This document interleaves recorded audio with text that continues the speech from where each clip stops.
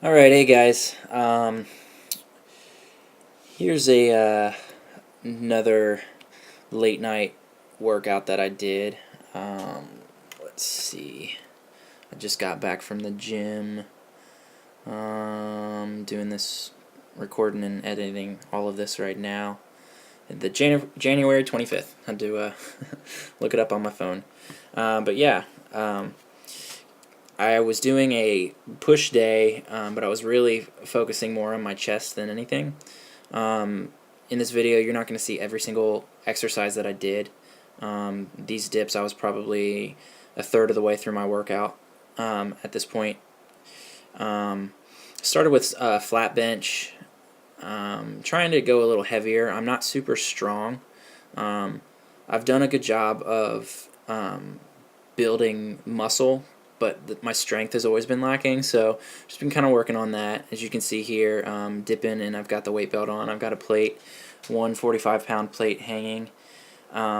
This is a bad angle, but I was focusing on my lower pecs with that. I was keeping my elbows out and leaning forward rather than keeping upright and keeping my elbows in close to my side for my triceps. So it's been working pretty well for me too. I know some people, I've talked to a lot of people who decide that they don't need to hit their lower pec to get any development, and it's kind of interesting. I mean, everybody wants a big chest. And you know, I've talked to people who just hit their upper chest and they still look great. They still look good, and a lot of that is genetics too. And just where you develop easier as opposed to others. Like for me, like my calves suck. They're getting better, but you know, everything grows at a different pace. My chest is one of those things that is lagging, and so today with this push day, I kept the emphasis on my chest. I do a little bit of shoulders and a little bit of triceps, but I just really wanted to get that pump and all that blood and all that effort really more towards the pec. So as you can see here, I got my the pulleys up high on this. Still trying to hit that lower chest and turn it into a fly motion. So, but my shoulder was starting to bother me. It was getting really tight on that left side, and you'll be able to see I've got a little bit of an imbalance. I've almost got too much mobility with my left shoulder, which is the one on the right side as you sit here and view this. You can see how it's kind of coming up higher. You know, I use these videos and this footage to critique my own form, and I would encourage anybody to you know, give it a shot if you want to make sure that you're proportional and not getting too developed or overdeveloped on one side, sacrificing the other. Give it a shot, because I knew that something was feeling a little bit weird on the left side, but I couldn't exactly pinpoint it. And that's me. Couldn't really pinpoint it until I came back and reviewed this footage. So it's good knowledge to take into the gym with me. But yeah, and then I switched it up. This was my first exercise to really start bringing in the upper chest. As you can see, I'm standing pretty upright here. A lot of times I'll lean forward more into it, just so that the angle complements the activation of the upper pec. But yeah, I lowered the pulleys, and I can't remember how much weight I had here. I think I was just doing 20 pounds on each side or something like that. Not a whole lot. Did a couple sets of that, and then I came over here. I usually don't touch this machine, actually. I used it a lot for a while, but I like to stay creative. I don't like to do the same push workout all the time, and you know, there's pros and cons to that, because you're kind of always relearning an exercise and figuring out what feels the best and how it's going to maximize what you're trying to accomplish.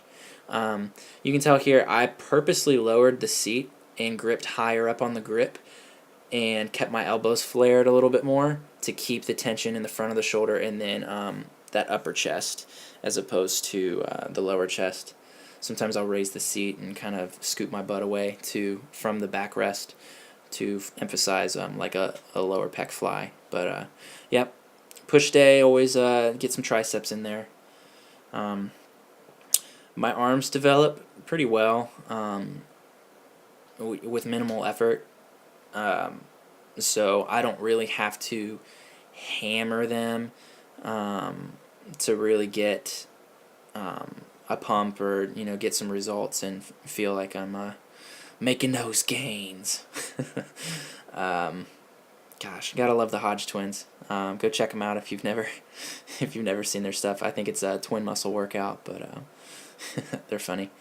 Yeah, doing some kickbacks. I was warming up with 5 pounds. It does not take a whole lot of weight, guys. As long as your form's good, you keep that upper arm from your shoulder to your elbow parallel to the floor, and then just make sure that it's your tricep doing the work. Your rear delt is going to take some of the load there, but as long as you keep very still, it's going to be an isometric hold there, and then you'll really be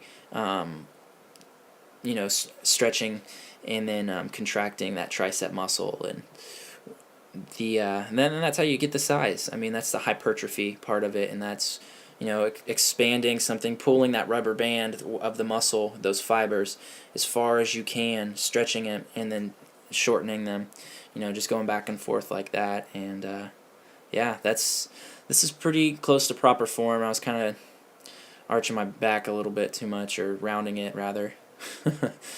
And yeah, my right tricep doesn't seem to develop as much as my left, but I've got that tattoo, so I guess it makes up for it. It covers it up.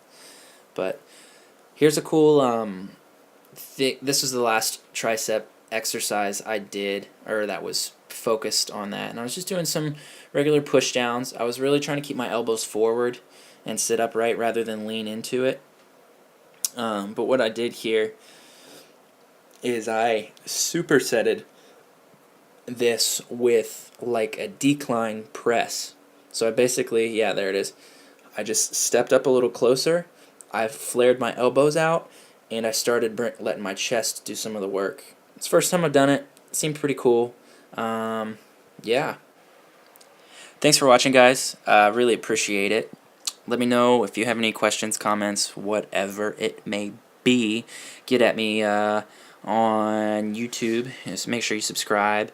Facebook.com/Evan Shank personal trainer model is the handle for that. It's kind of my central hub where I keep everything linked together as far as social media is concerned. Evan Shank 75 is my handle for Twitter, Instagram, things like that. Alright, guys, catch you on the next one. Peace.